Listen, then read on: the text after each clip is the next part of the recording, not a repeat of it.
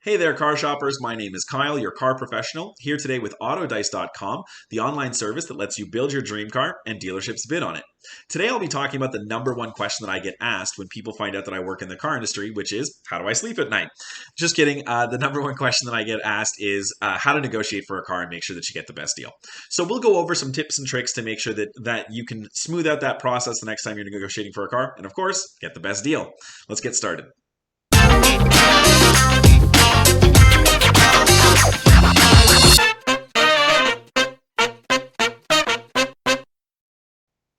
All right.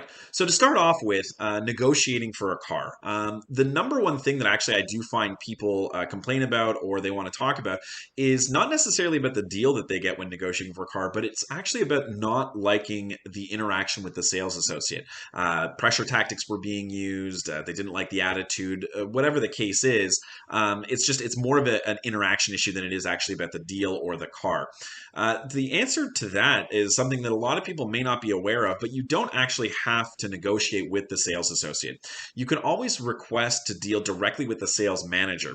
After all, it's them who says yes or no to any deals that go through the dealership. It's where the cliche, I have to go speak to my manager, comes from with sales associates. So by asking to speak to the manager will come over, they'll sit down, and you can start the negotiation directly with them.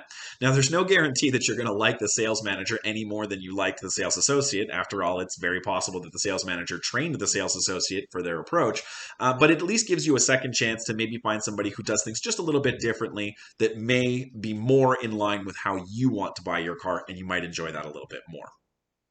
The second thing that people talk about quite a bit is how to know if you got a good deal. When you start negotiating for a car, how do you even know if that starting point is a good starting point?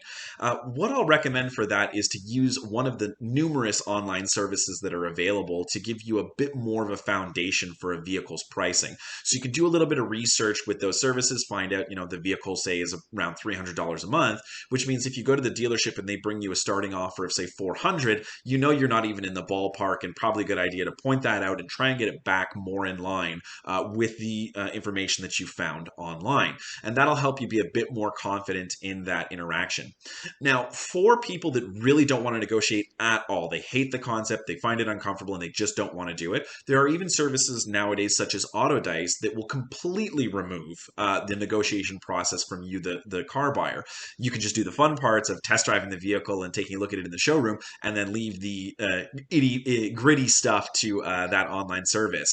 And that just might make you enjoy that process a little bit more and feel more confident in your purchase. The last thing to talk about is the stress levels of negotiating. A lot of people find it extremely stressful, being concerned about not getting that good deal, not getting the right car, or being pressured into doing something before they're necessarily ready. And the answer for that is very simple. You're in control. The car buyer has all the power when negotiating for a vehicle because there's no unwritten contract when you walk through the door of the dealership that you absolutely have to buy a car. So if you find yourself just being a little bit, I don't know about this price, or I'm still a little unsure of the vehicle, or just not liking the overall interaction of the dealership, remember to just say, hey, I don't want to buy the car. So there will, of course, at that point probably be pressure tactics of, this price is only good for today. It's our last one in stock. A bunch of different things may come up, but keep in mind, just say no. You can come back a day later. It's very unlikely that, the price will have changed significantly in 24 hours, or that, the last one was sold. And if it's the case, well, then keep shopping. There's no one car that's the ultimate, reason for you to be buying. So keep that in mind. It could reduce your stress levels, make you a bit more comfortable during that step of the process. All right, hope you found this video helpful for your next car negotiation. Get the best possible deal that you can.